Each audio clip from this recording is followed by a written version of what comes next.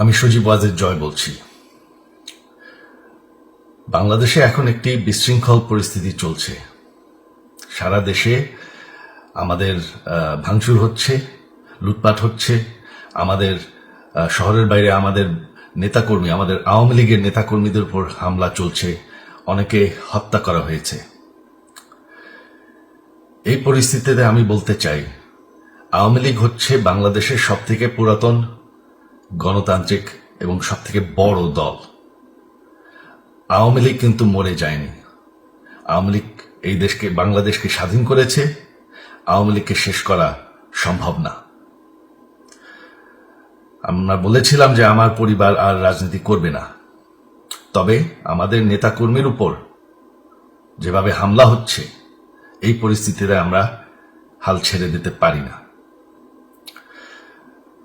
বাংলাদেশে যদি গণতন্ত্র, নতুন বাংলাদেশ গড়ে তুলতে হয়, আওয়ামী লীগ ছাড়া সম্ভব না। আওয়ামী লীগ হচ্ছে সব থেকে বড় দল।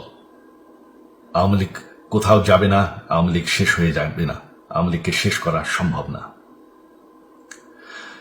আওয়ামী লীগের নেতাকর্মীদের আমি সবাইকে আহ্বান জানাচ্ছি যে আপনারা সাহস নিয়ে দাঁড়ান। আপনারা একা না, আমরা আছি।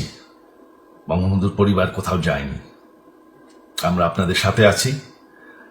দেশকে, আমাদের নেতাকর্মীদেরকে, আওয়ামী লীগকে রক্ষা করার জন্য যা প্রয়োজন আমরা করতে প্রস্তুত। এই যে আমাদের বর্তমান যারাই আছে ক্ষমতায়, তাদেরকে আমি বলবো যে আমরাও একটি গণতান্ত্রিক, শৃঙ্খল, নিরাপদ বাংলাদেশ চাই, জঙ্গিবাদ মুক্ত। তার জন্য আমরা সবার সাথে আলোচনা করতে প্রস্তুত। শুধুমাত্র তারা যদি জঙ্গিবাদ এবং ভায়োলেন্স বাদ দেয়। শেখ হাসিনা মরে যাননি, আমরা কোথাও যাইনি। বাংলাদেশ আওয়ামী লীগ ছাড়া গণতন্ত্র, নির্বাচন সম্ভব না। এই বলে আমি আমার কথা শেষ করছি। জয় বাংলা।